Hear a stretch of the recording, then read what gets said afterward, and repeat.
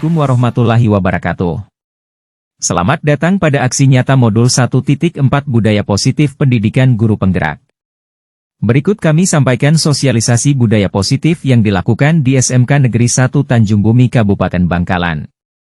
Bersama saya Ahmad Fauzi, calon guru penggerak rekognisi Angkatan 10. Selamat menyaksikan. Bismillahirrahmanirrahim. Assalamualaikum warahmatullahi wabarakatuh. Waalaikumsalam warahmatullahi wabarakatuh. Alhamdulillahirabbil alamin. Wassalatu wassalamu ala asyrofil anbiya'i wal mursalin sayyidina Muhammadin wa ala alihi wa sahbihi ajma'in. Yang saya hormati Bapak Kepala SMK Negeri 1 Tanjung Bumi, Bapak Ahmad Fauzi. Yang saya hormati Bapak Ibu Waka beserta guru dan staf TU yang saya hormati. Alhamdulillah, puji syukur kepada Allah Subhanahu wa taala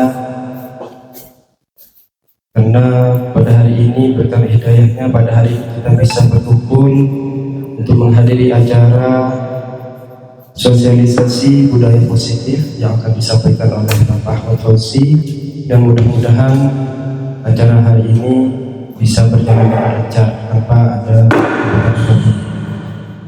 Selalu serta salam semoga selalu tercurahkan kepada kita Nabi Sallallahu Alaihi Wasallam, dan mudah-mudahan kita semua selalu mendapatkan sahabatnya. Amin. Pada kesempatan ini perkenalkan, nama saya Indra Gunawan. Di sini saya selaku moderator, dan di samping saya Bapak Ahmad Fauzi SPD selaku penyaji yang sekaligus nanti akan menjawab pertanyaan-pertanyaan dari Bapak Ibu terkait materi yang akan disampaikan oleh Bapak Ahmad Fauzi. Maka diharapkan nanti untuk Bapak Ibu yang mengikuti kegiatan ini, ketika mau bertanya diharapkan mengangkat tangan terlebih dahulu.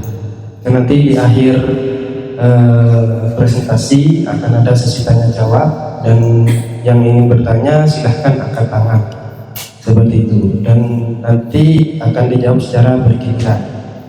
Maka untuk mempersingkat waktu pada Bapak Ahmad Fauzi dipersilahkan.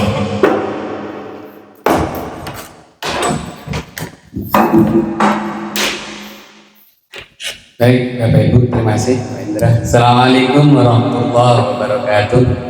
Waalaikumsalam warahmatullahi wabarakatuh. Alhamdulillahirabbil alamin wa bihi nasta'in ala umuri dunya waddin, wassalatu wassalamu ala asrofil anbiya'i wal mursalin wa ala alihi wa sahbihi ajma'in. Qala Allah ta'ala fi kitabil karim, yarfa'illahu alladhina amanu minkum walladhina utul ilma darajat. Sadaqallahul azim. Yang kami hormati Bapak Ibu guru SMK Negeri 1 Tanjung Bumi yang berbahagia, insyaallah senantiasa diridhai oleh Allah Subhanahu wa taala, dan para hadirin yang berbahagia, syukur alhamdulillah pada sesi kali ini di pagi yang cerah ini kita bisa hadir dalam rangka sosialisasi budaya positif di SMK Negeri 1 Tanjung Bumi yang kita cintai ini. Salawat dan salam mudah-mudahan tetap tercurah limpahkan keharibaan junjungan kita Nabi Agung Muhammad Sallallahu Alaihi Wasallam yang telah memberikan banyak teladan kepada kita agar kita menjadi orang-orang yang senantiasa beruntung di dunia maupun di akhirat. Bapak Ibu sekalian, pada kesempatan kali ini saya berterima kasih kepada Bapak Ibu yang bisa hadir untuk mengikuti kegiatan sosialisasi budaya positif yang insya Allah akan menjadi bekal kita bagaimana kita memberikan kontribusi terbaik di sekolah ini. Walaupun sebenarnya Bapak Ibu sudah melaksanakan, mungkin definisinya belum tahu atau belum jelas, atau hanya sekedar melaksanakan sesuai dengan hati nurani sebagai seorang guru. Bapak Ibu sekalian, sebelum masuk pada apa itu budaya positif, mungkin dari sekian yang hadir bisa memberikan sebuah pernyataan atau definisi ataupun yang lain, sehingga kita nantinya mempunyai kesepakatan bersama, mempunyai pemahaman bersama apa itu budaya positif. Kemudian di kesempatan kali ini juga kami mohon nanti, karena di antara Bapak Ibu sekalian juga terdapat ya, ada Pak Ferry sebagai EGP, sebagai guru penggerak dan juga pengajar praktek, kemudian ada Bu Sulfia, ya ada ya, ada Bu Sulfia sebagai pengajar praktek juga di angkatan berapa? Angkatan 4, kemudian ada Pak Indra ya, sebagai guru penggerak yang insya Allah nanti bisa lulus ya dengan nilai terbaik. Amin. Bisa menjadi narasumber juga ya, sumber informasi tentang bagaimana budaya positif itu diterapkan di sekolah kita, dan juga ini menjadi referensi bagi calon guru penggerak angkatan 11 yang insya Allah nanti ke depan akan melaksanakan tugas atau melaksanakan kegiatan di kelas ya, di bulan Juni yang akan datang. Bapak Ibu sekalian, dari 7 pertanyaan pemantik ini saya coba mulai dari yang pertama. Mungkin Bu Wafa mungkin bisa membantu saya, kalau menurut Ibu apa itu budaya positif? Untuk guru kita bisa menerapkan budaya positifnya, yaitu tentang waktu, Pak, kedisiplinan tentang waktu. Sedangkan untuk murid bisa juga waktu dan kedisiplinan dalam berseragam. Oke, siap, terima kasih Bu Wafa. Ada yang lain mungkin? Pak Rohim bisa memberikan gambaran menurut Pak Rohim apa kira-kira? Di lingkungan sekolah itu kita membiasakan diri mempelajari suatu kegiatan di sekolah ya, agar bisa kita memberikan contoh kepada siswa, jadi siswa bisa meniru guru-guru di sekolah. Baik, terima kasih, luar biasa jawaban dari Bu Wafa dan Pak Rohim. Kemudian yang kedua, ini kita sudah punya gambaran apa itu budaya positif. Kemudian yang kedua, apa yang Anda ketahui tentang filosofi pendidikan menurut KHD atau Ki Hajar Dewantara? Mungkin Pak Didi bisa memberikan gambaran.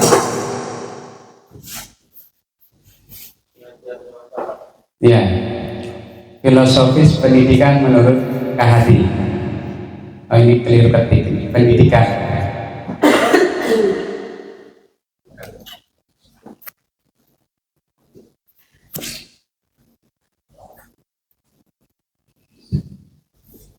Baik.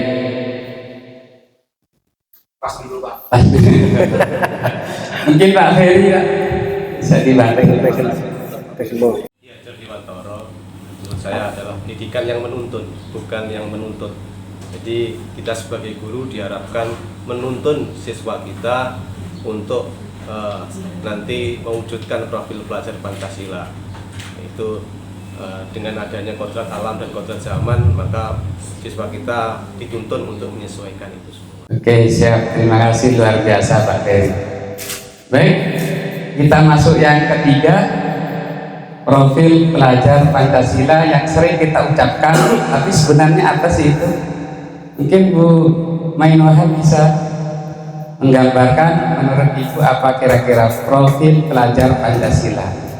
Ya Pak, profil pelajar Pancasila yaitu kegiatan belajar maupun sikap siswa saat belajar itu yang sesuai dengan Pancasila, Pak.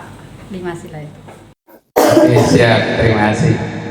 Baik, menginjak ke yang keempat, apa keyakinan kelas? Mungkin Bu Sulfia bisa membantu menggambarkan apa sih sebenarnya keyakinan kelas itu. Untuk keyakinan kelas sendiri itu, contohnya kita di awal pembelajaran itu kita meyakinkan, membuat kesepakatan kelas, aturan kelas saat pembelajaran berlangsung seperti itu, Pak.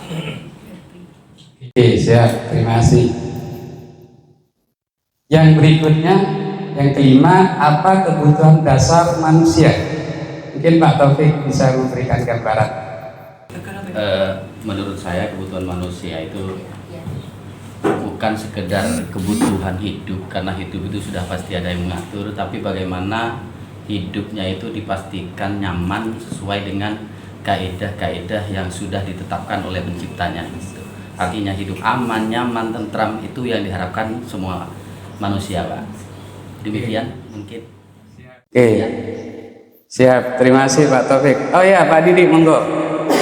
Dasar manusia itu bukan hanya pada papan sandang pangan, tetapi juga ada yang namanya pendidikan, kesehatan, dan keamanan, seperti itu Pak. Jadi ya, pendidikan itu juga termasuk salah satu kebutuhan dasar manusia, seperti itu aja. Baik. Terima kasih Pak Didi, Pak Taufik, luar biasa. Kemudian yang keenam, 5 kontrol guru. Mungkin sudah ada yang Pak Ferry mungkin. Ferry.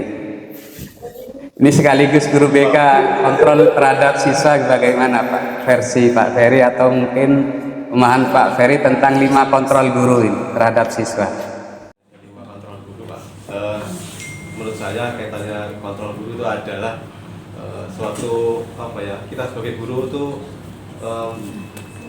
mengacu pada inilah, kita mengendalikan perilaku siswa. Kita mengendalikan perilaku siswa bagaimana agar siswa itu dapat mematuhi suatu kesepakatan kelas yang dibuat bersama. Oke, siap. Nah, 7 bukan segitiga restitusi. Nah, ini yang baru lulus, yang mau lulus jadi Pak Indra mungkin.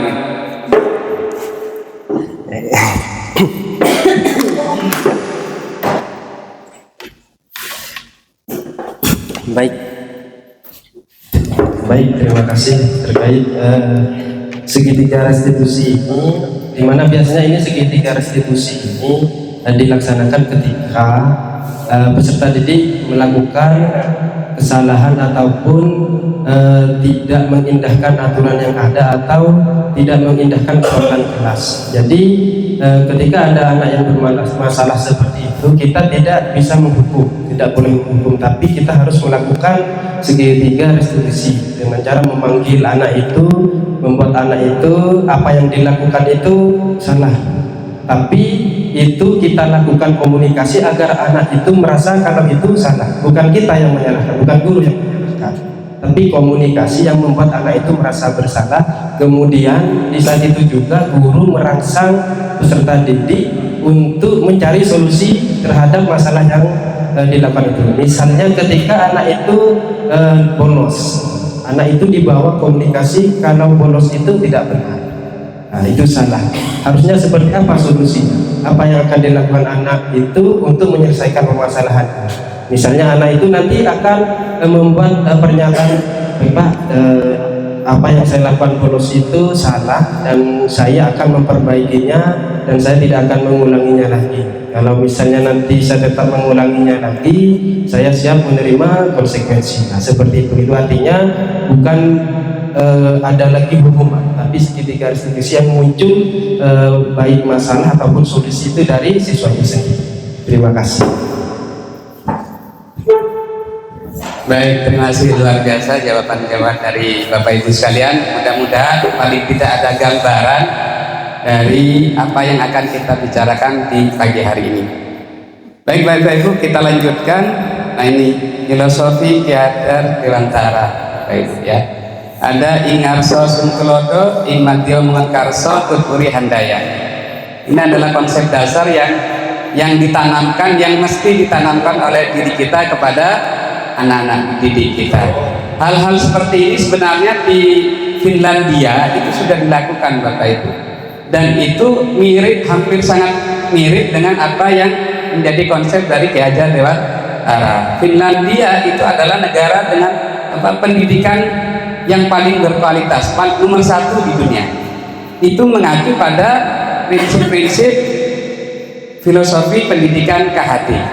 Jadi sebenarnya kita sudah sangat lama sudah mengenal prinsip-prinsip yang membangun, yang memberdayakan kepada anak didik kita. Mungkin hanya ketika sudah ada program guru penggerak ini, hal-hal itu dimunculkan dan dilakukan oleh pemerintah untuk paling tidak memberikan sebuah trigger untuk peningkatan pendidikan di Indonesia, seperti itu. Nah, kemudian yang berikutnya adalah menuntun segala kodrat yang ada pada anak untuk mencapai keselamatan dan kebahagiaan dalam hidupnya. Betul yang dikatakan Mbak Ferry, menuntun Bapak Ibu. Ini yang perlu kita tanamkan ke diri kita, bahwa kita bukan satu-satunya sumber belajar ya. Sumber belajar, sehingga nantinya kita seakan-akan, kalau dalam bahasa tradisional itu padanto gitu. Itu yang mungkin perlu kita rubah sekarang. Jadi menuntun bukan menuntut Bapak Ibu ya. Beda sekali. Kalau menuntun harus seperti ini. Tapi menuntun itu tadi ingarso di depan, di tengah, di belakang, kita betul-betul memberikan kontribusi positif bagi anak. Di depan harus bagaimana ya, jadi contoh. Di tengah harus bisa mengayomi. Kemudian yang ketika kita ada di belakang harus bisa mensupport ya, anak yang berprestasi, anak yang berbakat ini dan seterusnya. Itu harus kita bangun dalam diri kita untuk melakukan hal-hal seperti itu. Kemudian profil pelajar Pancasila ini adalah idaman kita semua dan sedang tren viral di Indonesia ya, khususnya di masa Menteri Mas Nadiem gitu ya, Pak Nadiem Makarim ya. Profil pelajar Pancasila paling tidak ada 6 ini yang harus kita tanamkan ya. Pelajaran apapun yang ada di kelas kita itu wajib berkiblat kepada ini ya, beriman kepada, bertakwa kepada Tuhan Yang Maha Esa ya, dan berakhlak mulia, mandiri, bernalar kritis, kreatif, bergotong royong, kemudian berkebinekaan global. Ini yang perlu kita tanamkan di setiap kehadiran kita di kelas-kelas KTM kita. Jadi mandiri harus bagaimana, kita harus membuat siswa itu mandiri, tidak bergantung kepada siapapun, hingga nantinya ketika ada tugas dia bisa mengerjakan sendiri. Banyak hal mungkin Bapak Ibu yang sering dilontarkan atau didiskusikan kepada saya ya, tentang kemandirian ya, kemudian kreativitas, itu yang perlu kita gali lagi, ekspor lagi dari anak-anak didik kita, bergantung pada kekreatifan kita dalam mengelola KBM seperti itu. Nah ini Bapak Ibu, kita masuk pada budaya positif ya, menumbuhkan murid yang bertanggung jawab, mandiri dan merdeka Bapak Ibu ya. Artinya bertanggung jawab ya, bertanggung jawab terhadap apa yang mereka lakukan dan mereka perbuat ya. Kemudian mandiri ya, dengan budaya yang kita terapkan nantinya mereka bisa mandiri. Artinya ya, bukan mandi sendiri. Kalau mandi sendiri soalnya di rumah sudah ditanamkan sejak kecil ya. Mandiri dalam artian kebergantungan kita, kemerdekaan diri kita terhadap apa yang akan kita lakukan seperti itu ya. Misalkan mau berangkat magang ya, sudah diantar, berikutnya masih mau diantar lagi ya. Pernah kasus anak didik saya itu sudah berangkat ke Bangkalan, besoknya pulang nangis. Kenapa? Tidak bisa berpisah dengan ibunya ya. Itu makanya ditempatkan di lokasi dekat sekolah. Itu nangis saat itu. Ketika ditanya alasannya tidak bisa jauh dari ibu. Ya bagus sebenarnya, cuma untuk konsep kemandirian itu ya tidak baik untuk masa depan anak tersebut. Kemudian merdeka Bapak Ibu. Artinya merdeka di sini ya, kita harus bisa berdikari sendiri ya. Artinya mau melakukan ini, kalau itu memang tidak melanggar norma aturan ya kita lanjutkan. Kemerdekaan dalam diri kita untuk melakukan sesuatu ya. Tujuannya apa? Kebutuhan belajar lingkungan yang memfasilitasi menggerakkan komunitas sekolah. Jadi ketika sudah ada budaya di sekolah kita ya, misalkan kemarin ya, anak datang salaman ya, cium tangan, kemudian nuntun sepedanya ke parkiran, itu adalah budaya positif yang kita sudah kita lakukan ya. Cuma akhir-akhir ini sudah ada penurunan. Nah itu perlu kita kaji kenapa seperti itu. Jadi komunitas-komunitas atau program-program budaya positif itu bisa melalui dari lini depan di sekolah ini. Salah satunya adalah guru dan wali kelas. Budaya apa yang akan dimunculkan? Misalkan setiap mau ada pelajaran atau mau memulai pelajaran, ya, ada yel-yel sehingga mereka bersemangat, ada SBK, setiap itu dilakukan. Atau mungkin ada misalkan aktivitas literasi, ya, sebelum pelajaran dimulai baca dulu, entah baca Asmaul Husna, entah baca buku pelajaran dan seterusnya. Itu adalah budaya yang bisa kita lakukan ketika kita akan melakukan pembelajaran di kelas. Nah, keyakinan kelas Bapak Ibu, ya, nilai-nilai kebajikan, prinsip universal yang disepakati bersama dan terlepas dari latar belakang suku, ras, agama dan sebagainya. Keyakinan kelas itu belum tidak jadi, bukan kesepakatan kelas. Ya. Kira-kira apa bedanya Bapak Ibu? Keyakinan kelas dan kesepakatan kelas. Ada? Ya, Bu Susi.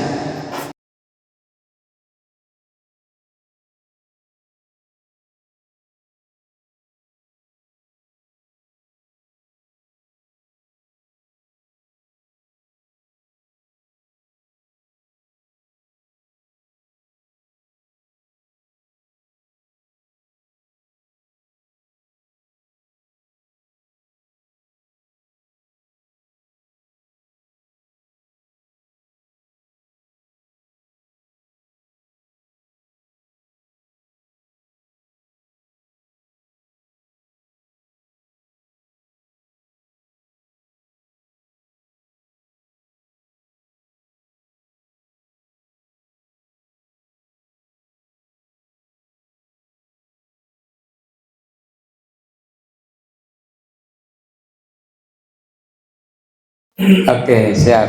Terima kasih Ibu. Ada yang lain mau menambahkan? Bu Eni mungkin keyakinan kelas dan kesepakatan kelas. Di situ ada kesepakatan antara guru dengan siswa yang dalam proses KBM, baik itu dalam tata tertibnya atau dalam mapel-mapel tertentu dalam hal itu. Kalau keyakinan kelas,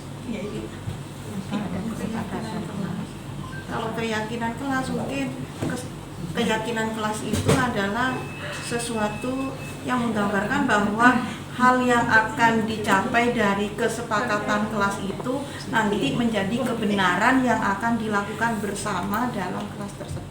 Siap, luar biasa Penny, ya. Terima kasih. Jadi keyakinan kelas itu adalah nilai-nilai kebajikan atau prinsip-prinsip universal Bapak Ibu. Jadi agama apapun, suku apapun itu meyakini hal yang sama. Contoh bahwa bersih itu indah, ya, itu adalah keyakinan kelas. Jadi siapapun, agama apapun, dari suku manapun pasti akan mengatakan bahwa bersih itu adalah indah. Seperti itu. Jadi semuanya bisa mengakui bahwa declare atau pernyataan itu bisa diterima oleh semua komponen di kelas itu, semua orang yang ada di kelas itu. Kemudian kesepakatan kelas biasanya itu ada konsekuensi. Seumpama misalkan tidak datang atau terlambat 15 menit harus ke BK. Itu adalah kesepakatan.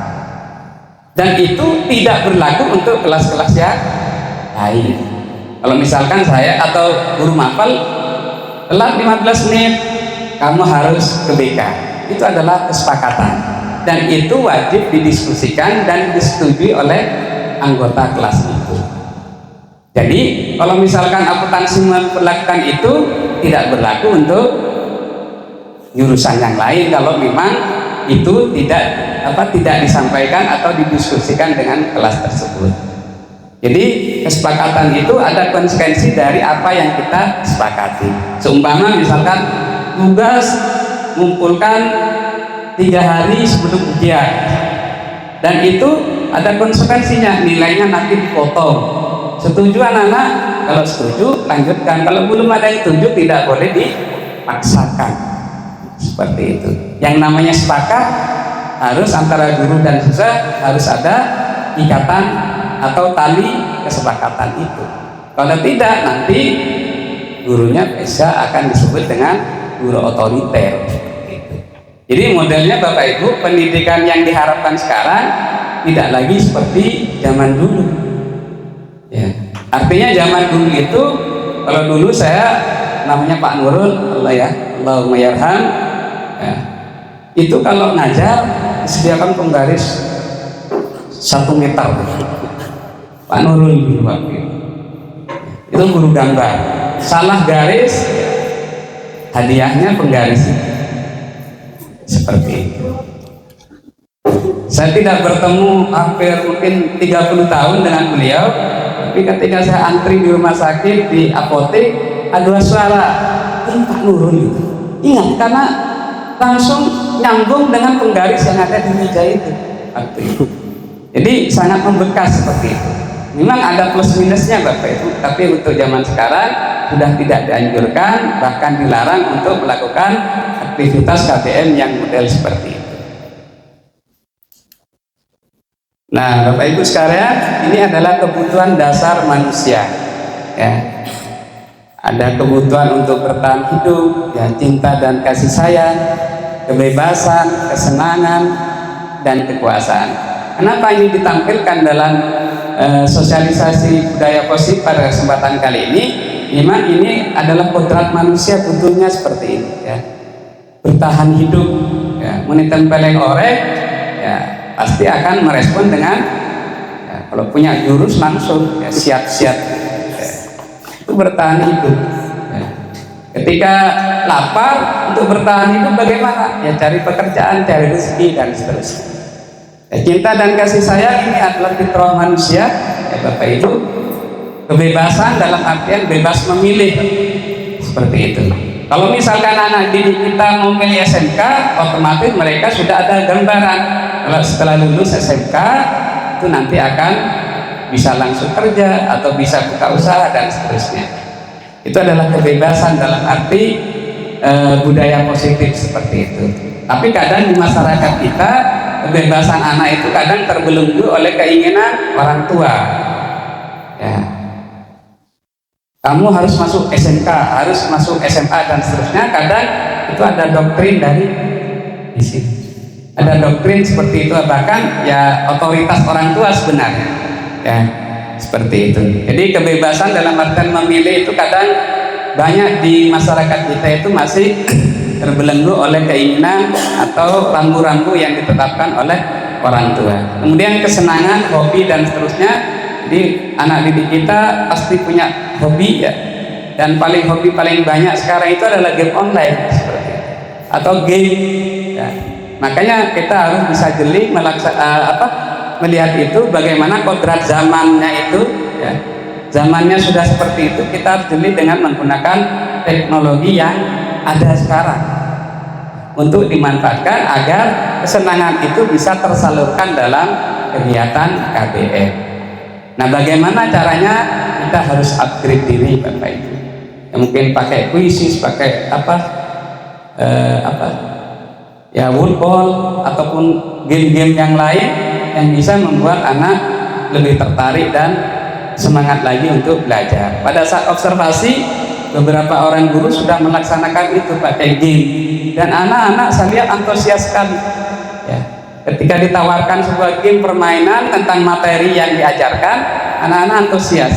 Dan ini bukti bahwa memang zaman kita dulu sekolah dengan zaman sekarang ya beda.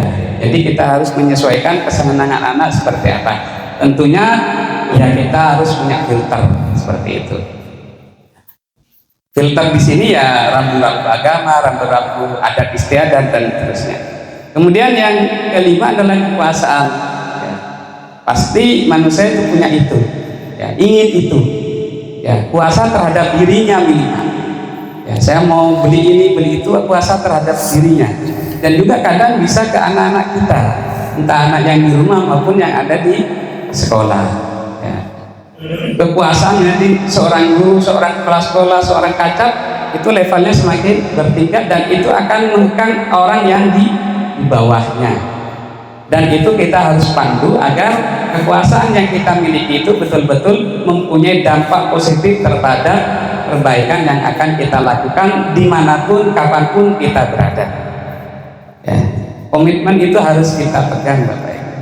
Dimanapun, kapanpun kita harus bagaimana berkontribusi positif terhadap perbaikan, ya, khususnya di pendidikan, perbaikan di masyarakat, ya, di perbaikan keluarga dan seterusnya. Nah, ini Bapak Ibu 5 posisi kontrol yang tadi sudah disampaikan sebagai penghukum, ya, sebagai pembuat orang merasa bersalah, sebagai teman, sebagai pemantau, dan sebagai manajer. Ini ada dalam diri kita, Bapak Ibu, dan saya yakin pernah dilakukan. Ya. Penghukum misalkan, ada yang merasa belum pernah menghukum siswanya. Pernah. Pernah. Nah, jadi kalau sudah pernah melakukan menghukum siswanya dengan konsekuensi, misalkan awas ya kalau nggak masuk besok, pernah? Awas ya kalau nggak mengumpulkan tugas, pernah Bapak Ibu? Sering. Nah, itu kita berada di posisi penghukum. Apakah ini baik? Nah, untuk zaman sekarang sudah sangat tidak dianjurkan, Bapak Ibu. Bahkan dilarang. Kalau misalkan hukumannya itu mengarah pada fisik, ya. Misalkan suruh push up 20 kali, 30 kali, padahal anaknya mengih. Ya, itu berbahaya sekali. Jangan sampai nanti setelah push up langsung pingsan masuk rumah sakit, meninggal, kita yang akan menjadi tersangka. Seperti itu. Jadi penghukum ini upayakan kita harus hindari, Bapak Ibu. Menjadi penghukum, kata-kata awas, ancaman, ya, bentakan dan seterusnya, baik verbal maupun non verbal, kita upayakan dihindari. Jangan menjadi guru penghukum. Seperti itu. Nanti kita bisa sharing dengan yang lain, ya. Kemudian kita definisikan, ya, hukuman fisik, verbal, ya, orang-orang yang menjalankan posisi senantiasa mengatakan sekolah memerlukan sistem atau alat yang lebih menekan murid-murid lebih dalam lagi. Jadi guru sebagai fungsi kontrol penghukum menyatakan sekolah harus seperti ini, seperti ini, seperti ini. Harus misalkan di depan dijaga, di belakang dijaga, kalau ada siswa langsung dihukum dan seterusnya. Ya, harus ketat. Misalkan tidak masuk 2 bulan langsung kembalikan ke orang tua. Itu adalah mental guru penghukum. Jadi harus ada sistem yang ketat agar apa yang kita lakukan itu istilah alasannya itu adalah efek jerah, ya, efek jerah. Itu. Jadi itu kita harus hindari. Kemudian yang kedua adalah membuat orang bersalah. Pada posisi ini biasanya guru akan bersuara lebih lembut, membuat rasa bersalah, akan menggunakan heningan yang buat orang lain merasa tidak nyaman, bersalah atau rendah diri. Ya, mungkin biasanya dilakukan oleh yang sering itu mungkin wali kelas. Ya, kan kamu sudah saya bilang. Jadi hal-hal seperti itu adalah membuat si anak itu merasa bersalah. Coba kemarin kamu sampaikan ke saya, maka akan tidak terjadi seperti ini. Itu adalah orang yang membuat bersalah. Bolehkah? Sangat tidak dianjurkan. Ya, sangat tidak dianjurkan. Membuat orang bersalah itu akan berdampak pada mental, psikis di anak itu tadi. Kemudian yang berikutnya adalah teman, Bapak Ibu. Guru sebagai teman. Pada posisi ini tidak akan menyakiti murid, namun akan tetap berupaya mengontrol murid melalui persuasi. Ya, posisi teman pada guru bisa negatif ataupun positif. Positif di sini berupa hubungan baik yang terjadi antara guru dan murid. Ya, guru di posisi teman menggunakan hubungan baik dan umur untuk mempengaruhi seseorang. Jadi siswa kita adalah teman kita sendiri, ada tanda, ada goyang dan seterusnya, sehingga nantinya rasa takut yang kadang dimiliki oleh siswa ketika bertemu dengan guru yang suka menghukum itu biasanya kan lari, mau bertemu lari, melakukan kesalahan ya, misalkan baju tidak di luar, baju di luar, ketemu guru yang sering menegur, sering menghukum, itu pasti lari. Nah, kalau ketika sebagai teman itu adalah mitra sejajar. Jadi bagaimana kita menasehati anak didik kita itu porsinya sebagai teman. Kemudian pemantau, ya, pemantau berarti mengawasi, bertanggung jawab atas perilaku orang. Ini biasanya guru BK yang berperan seperti ini. Ya, orang yang kita awasi posisi pemantau berdasarkan pada peraturan-peraturan dan kondisi dengan menggunakan sanksi kita dapat memisahkan hubungan pribadi kita dengan murid sebagai seseorang yang menjalankan posisi pemantau. Ya, jadi ketika ada murid dipanggil, ya, ditanya dengan baik, ya, kemudian apa yang dilakukan, diberikan apa masukan dan seterusnya. Kemudian sebagai posisi manajer berbuat sesuatu, ya, guru berbuat sesuatu bersama dengan murid, mempersilahkan, mempertanggungjawabkan perilakunya, mendukung murid agar dapat menemukan solusi atas permasalahannya sendiri. Jadi yang disampaikan tadi Pak Indra, kamu harus tahu, kita harus memberitahu bahwa siswa itu salah, dia harus mengakuinya dan tahu cara memperbaikinya. Posisi manajer seperti itu, dan ini biasa dilakukan dengan metode coaching, ya. Jadi metode coaching itu siswa tahu masalahnya dan bisa memperbaiki masalahnya oleh siswa itu sendiri, seperti itu. Dan ini butuh waktu dan butuh latihan untuk bisa melakukan metode coaching kepada anak didik kita, seperti itu. Saya pernah memanggil guru di sini, ketika saya tanya dengan pancingan-pancingan pertanyaan, malah beliaunya menangis, bukan ya, diantara, bukan, saya nggak nyebut guru ya, diantara warga sekolah sini, ketika disampaikan, ditanyakan, dia menangis. Kalau kita dari luar mungkin kita tidak tahu permasalahannya, tapi setelah dilakukan ya wawancara dengan pertanyaan-pertanyaan coaching, baru terungkap masalahnya ini, dan beliaunya tahu harus berbuat apa dari yang dia lakukan, seperti itu. Ini adalah 5 posisi kontrol seorang guru, Bapak Ibu. Jadi posisikan, ya, kalau menurut saya sebagai teman, pemantau dan manajer, ya, usahakan sebagai penghukum dan orang yang membuat siswa kita merasa bersalah itu perlu kita hindari. Nah, ini segitiga restitusi, Bapak Ibu, yang yang menjadi kalau dari informasi kesulitan kadang menerapkannya, tapi ini sangat baik. Bagaimana di sini ada segitiga, Bapak Ibu, ya.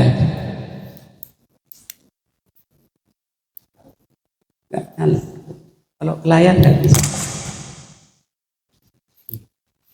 Baik, di situ ada menstabilkan identitas, Bapak Ibu, kemudian validasi tindakan yang salah, kemudian menanyakan keyakinan. Nah, di situ ada beberapa saran, ya. Misalkan bagaimana menstabilkan identitas, ya. Di bawah itu setiap orang pasti pernah melakukan kesalahan.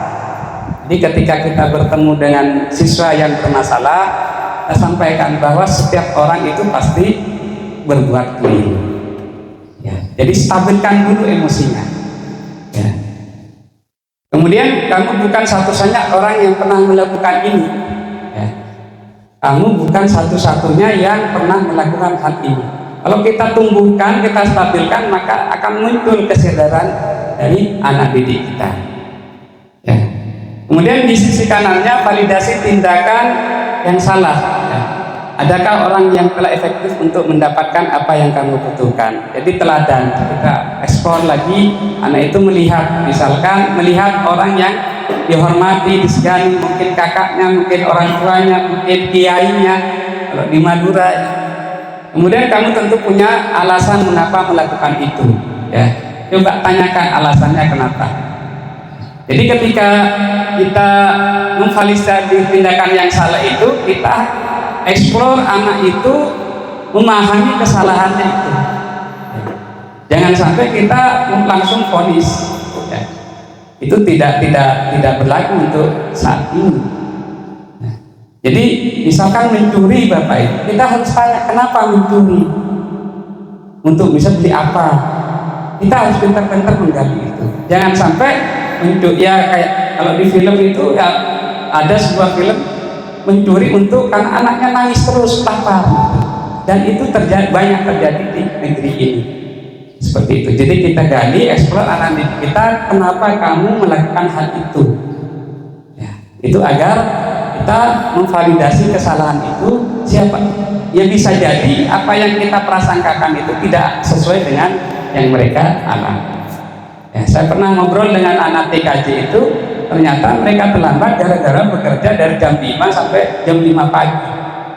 Seperti itu. Masih sempat tidur 2 jam. Itu.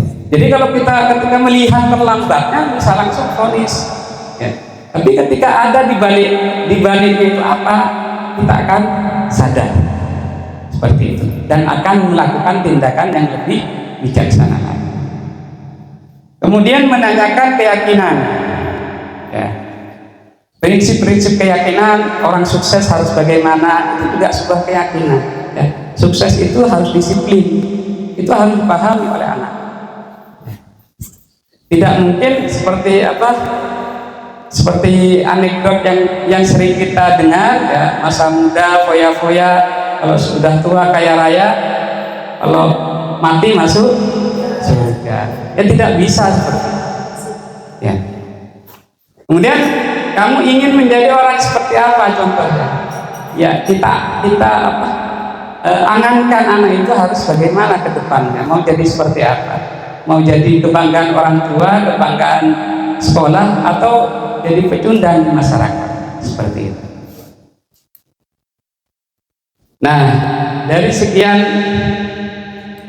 ini yang saya sampaikan, adakah yang bisa kita diskusikan Bapak Ibu untuk lebih memperdalam bagaimana kita bersikap, tapi endingnya Bapak Ibu bahwa budaya positif itu bagaimana kita lebih bijaksana lagi dalam memperlakukan siswa kita sesuai dengan, ya, kalau menurut saya teori-teori modern yang diharapkan bisa membuat anak didik kita lebih baik lagi.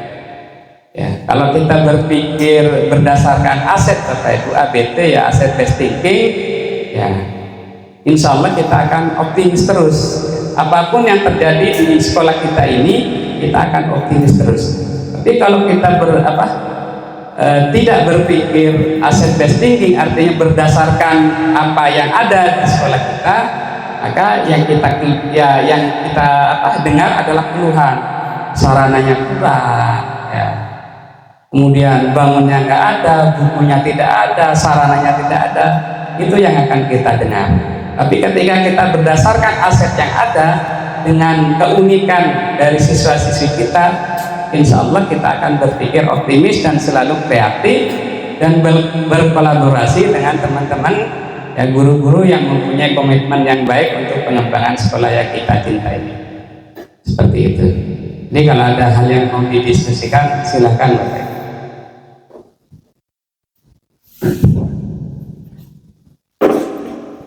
Diskusi. Baik, terima kasih apa yang sudah disampaikan oleh Bapak Ahmad Fauzi terkait presentasi modul 1 aksi nyata budaya positif. Nah, maka itu kami membuka pertanyaan-pertanyaan untuk didiskusikan oleh teman-teman.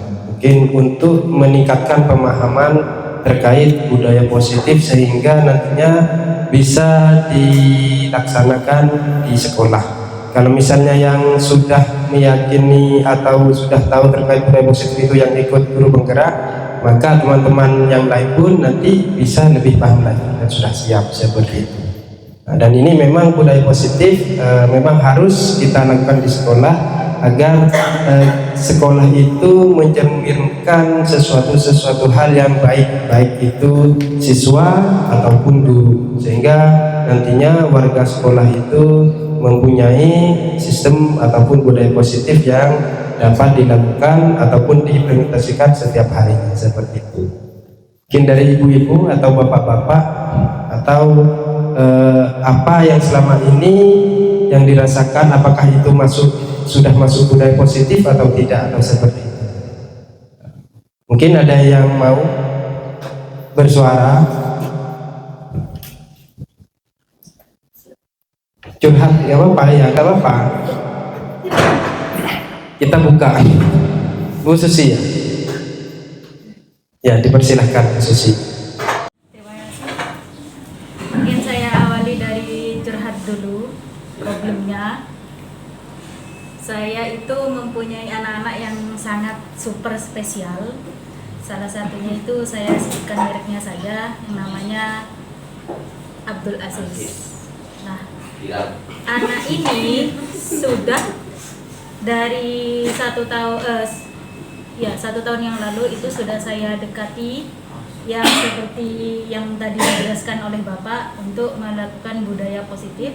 Artinya saya halusin, saya dekati secara sehalus mungkin, tapi pada kenyataannya anak itu seolah-olah merasa, tak kira-kirin Bu Susi, nggak mungkin dimarahin sama Bu Susi, nggak mungkin dihukum sama Bu Susi. Dan anak itu malah seperti itu. Pernah kejadian juga waktu Bu Ingrid, ini dari Bu Ingrid sendiri yang cerita ke saya. Pernah suatu hari Bu Ingrid itu sedang piket di gerbang. Waktu jam pulang itu masih belum sampai, kalau nggak salah waktu itu masih kurang 10 menit. Tapi posisi waktu itu anak-anak sudah diizinkan pulang oleh guru yang mengajar di kelas. Sedangkan guru piket yang punya kewajiban untuk menahan siswa agar tidak pulang sebelum jam pulang, itu pada akhirnya Bu Ingrid sama siswa tersebut itu istilahnya adu mulut. Sampai pada akhirnya Bu Ingrid itu ketika di jalan dengan sengaja hampir diserempet sama anak tersebut. Ketika pas saya tahu waktu itu,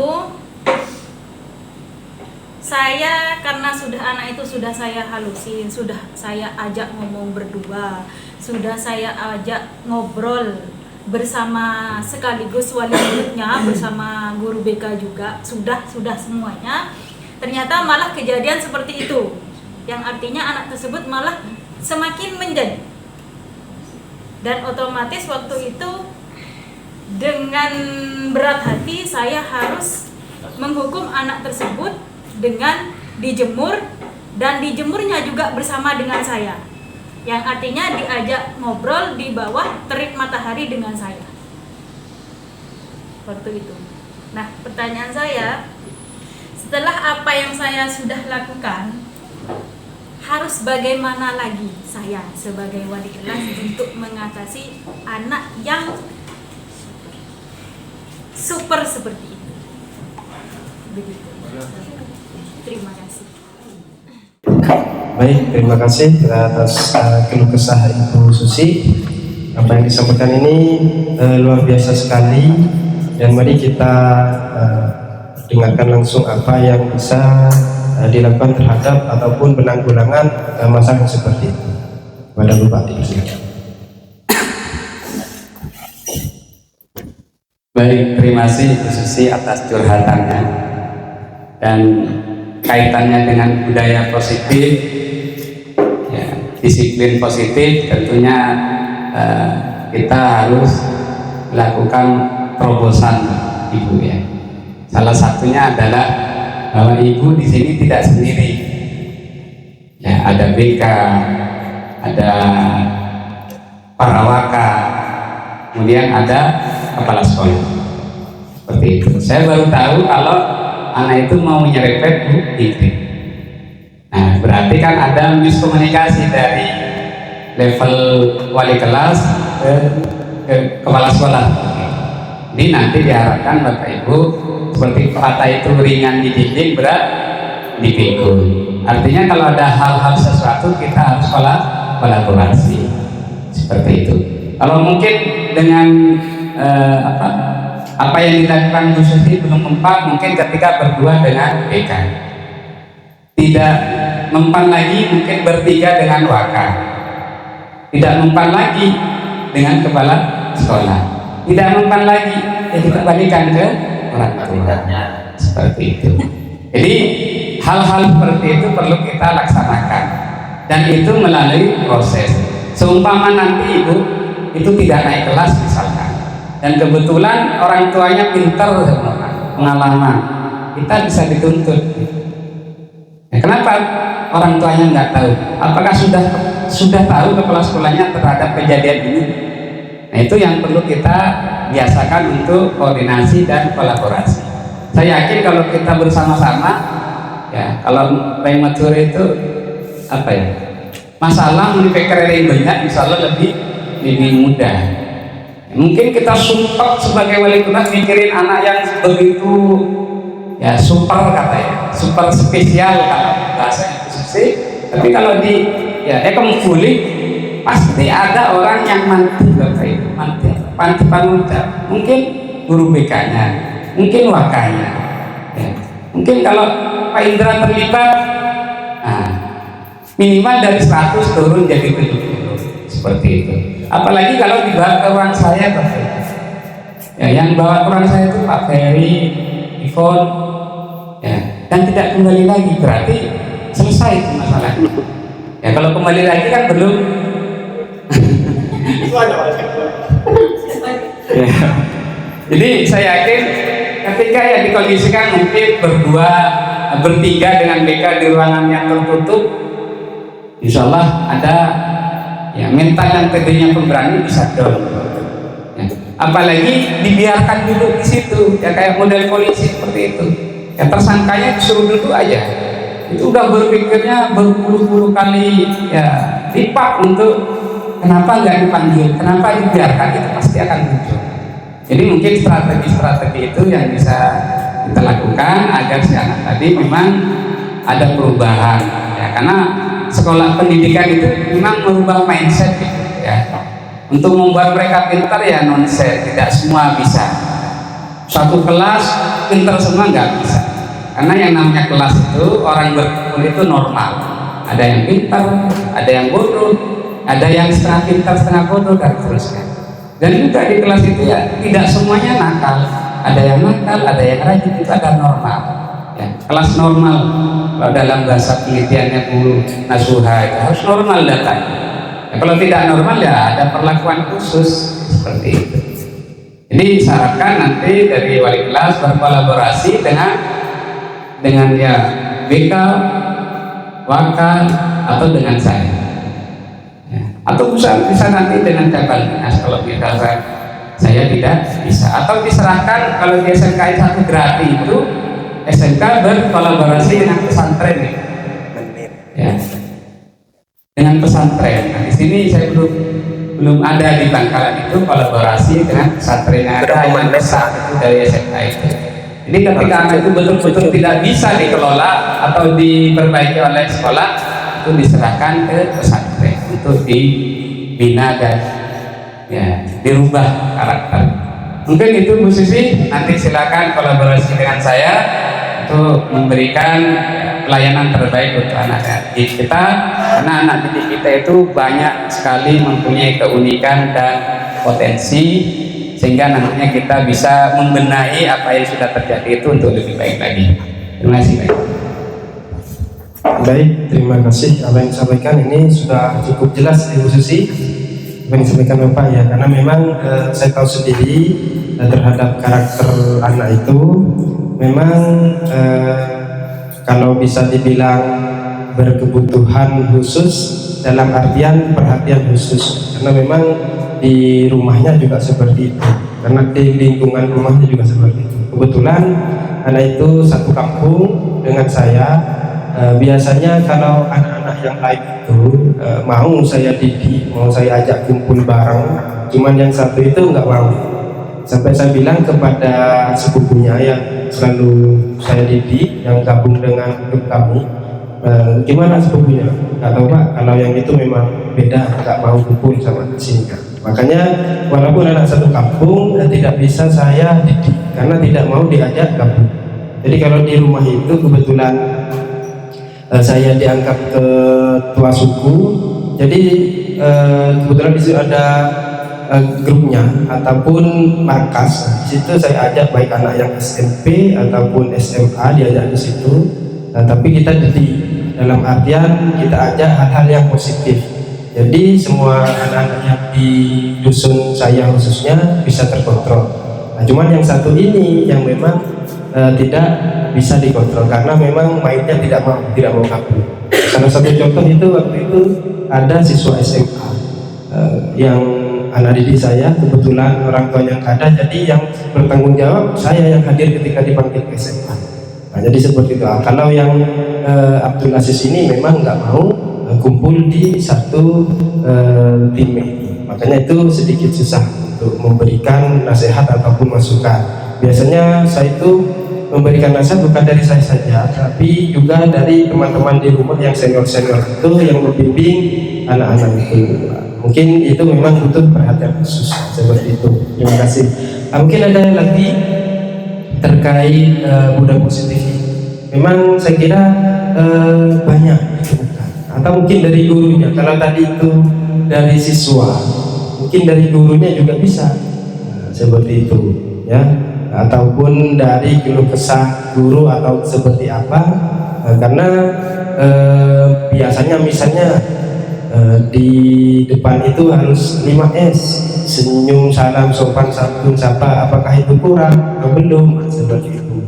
Nah, kadang kan yang dibutuhkan anak itu senyuman guru, seperti itu. Kadang saya pernah lihat itu ketika guru salaman sama anak, guru itu tidak melihat si anak, seperti itu. Itu artinya anak itu kurang. Ini saya sudah cium tangan tapi gurunya nggak lihat kepada anak itu kurang eye contact seperti itu kurang hubungan seperti itu. Ya, mungkin ada lagi yang bisa didiskusikan baik dari bapak-bapak, ibu-ibu. Pak Taufik, Bung Ahmad. Kemudian dari yang lain satu lagi belum 1 jam kurang 6 menit ya. Mungkin dari ini satu lagi saja, nggak apa-apa. Buana, cukup. Ya, nggak ada lagi. Sudah budaya positif sudah masuk ya? Sudah masuk. Iya, ada lembaga begini. Walaupun istilahnya hanya sekedar tadi itu apa yang disampaikan Bapak itu misalnya tidak maksimal, nanti itu bisa dilakukan diskusi di luar. Ketika di sini kurang puas atau takut merasa nggak enak, yang bertanya nggak apa-apa. Nah, di sini ada, kalau tidak mau langsung sama Bapak Fauzi bisa ke Pak Ferry, Pak saya, Bu ataupun Bu Zulfia bisa. Karena budaya positif ini memang harus ada diterapkan dan memang harus menjadi sistem di sini. Cuman di sini masih belum tersistem. Contoh masih ada yang kurang rapi, misalnya baju di luar. Kadang masih berebut. Siapa ini yang harus mendisiplinkan? Apakah wali kelas? Apakah guru kelas? Apakah kesiswaan? Apakah yang penjaga garda terdepan? Itu gerbang. Nah ini kadang masih seperti siapa ini? Nah, kadang anak dari rumah tidak rapi ketika masuk gerbang rapi, ketika lolos dari gerbang keluar lagi bajunya, ketika masuk kelas apakah sudah dirapikan lagi sama Bapak Ibu guru yang mengajar di kelas seperti itu. Makanya kadang kan ini bukan hanya tugasnya kesiswaan, tapi kita semua seperti itu. Cuman kadang memang ada yang peduli, ada yang tidak seperti itu. Ini bisa dibilang budaya positif juga untuk kerapian itu, sopan santun seperti itu. Karena memang ketika kerapian ini tidak bisa dilaksanakan dengan baik, wajah kita ataupun pesona kita keluar itu kurang pesona. Ya, SMK Tanjung Bumi tidak disiplin anaknya seperti itu. Ya, bajunya di luar. Makanya kita harus buat sistemnya, itu harus tersistem. Ya, memang semua sekolah mengalami hal yang sama, cuman penanganannya yang berbeda. Dan dari itu kita harus tetap semangat, walaupun misalnya lolos dari gerbang itu tetap baju di luar, kita yang di kelas itu harus tetap juga menjaga, tidak menyalahkan. Mungkin ini tidak dirapikan di gerbang, sehingga ini sudahlah biarkan saja, tidak seperti itu. Dalam artian kan anak itu ketika ada saatnya memang anak ketika tidak dikontrol itu anak lepas lagi. Memang ada anak yang butuh kontrol 24 jam. Dalam artian ketika ada di sini memang butuh kontrol full. Ketika lepas kontrol dari guru itu kembali ke pengaturan awal seperti itu. Kalau berangkatnya nggak rapi, nanti rapi ketika ada guru, ketika nggak ada lepas lagi. Memang kadang guru ketika di kelas sudah capek, sudah anaknya tidak semangat juga seperti itu. Dalam artian mohon nanti kita kerjasama, ada kolaborasi, bagaimana cara menangani anak yang seperti itu. Baik itu walaupun dalam segi pembelajaran juga boleh, dari segi tentang kedisiplinan murid ini juga boleh. Ya, baik sesama guru kalau misalnya malu, lanjut ke wali kelas, ke BK, ke kesiswaan, kolaborasi.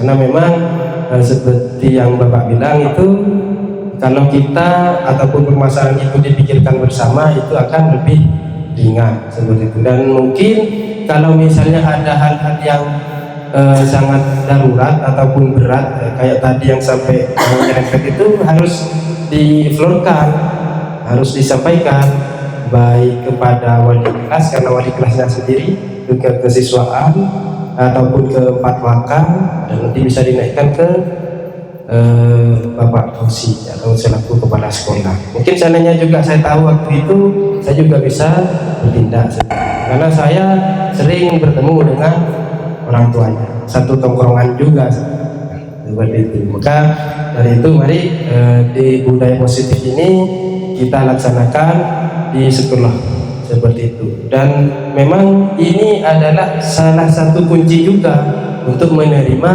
ataupun menjadi daya tarik dari masyarakat.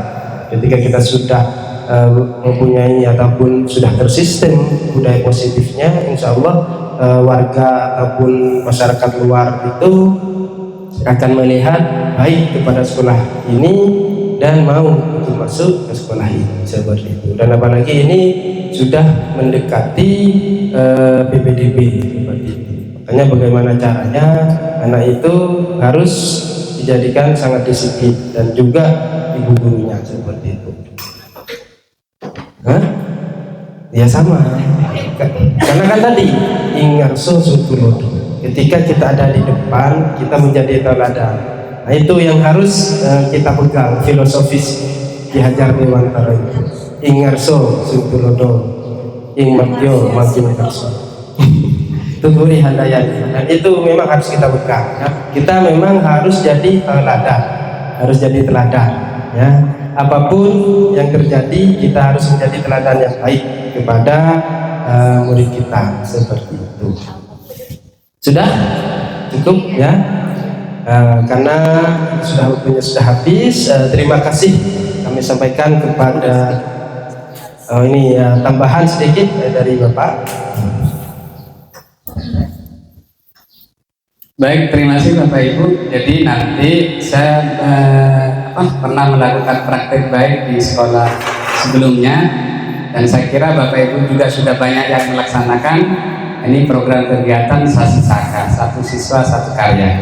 Jadi diharapkan nanti kalau tahun lalu 2023 itu masuk di SKP, nanti saya harapkan Bapak Ibu juga tetap melakukan hal yang sama di siswa kita budayakan mempunyai karya. Kemarin sempat disodorkan ke saya minuman apa es gitu, itu adalah produk yang nantinya itu akan membekas bagi siswa. Jadi satu siswa satu karya itu minimal ada.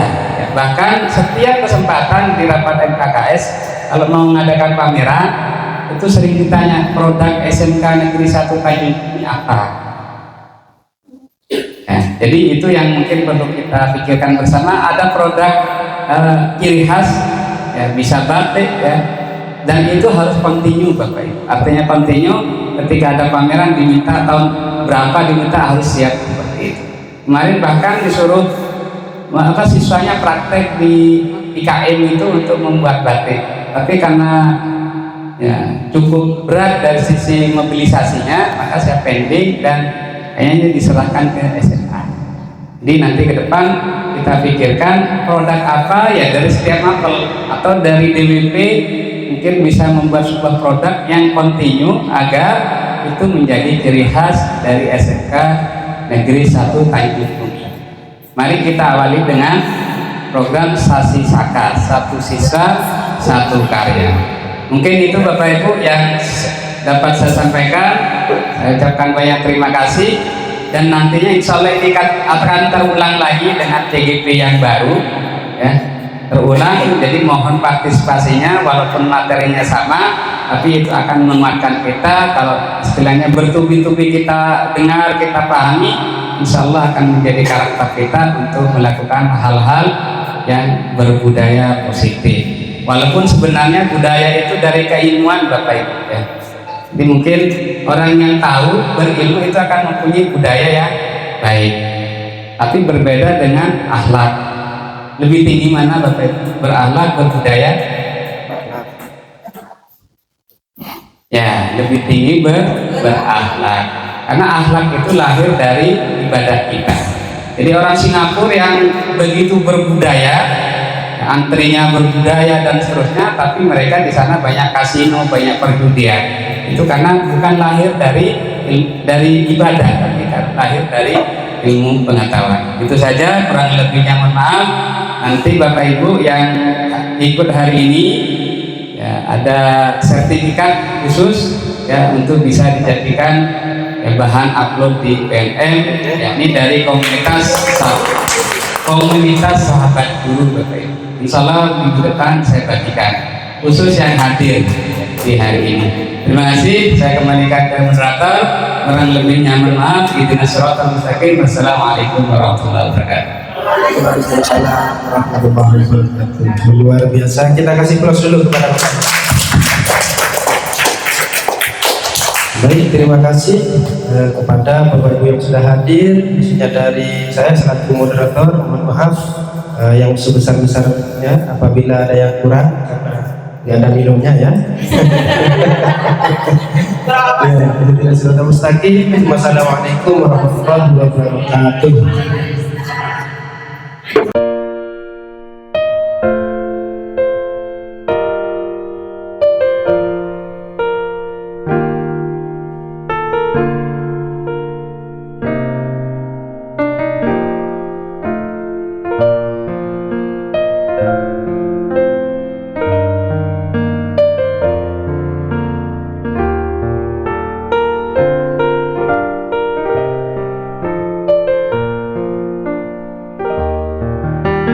Gelar karya Sasi Saka Satu Siswa Satu Karya merupakan salah satu implementasi budaya positif yang telah dilaksanakan di SMK Negeri 1 Tanjung Bumi Bangkalan.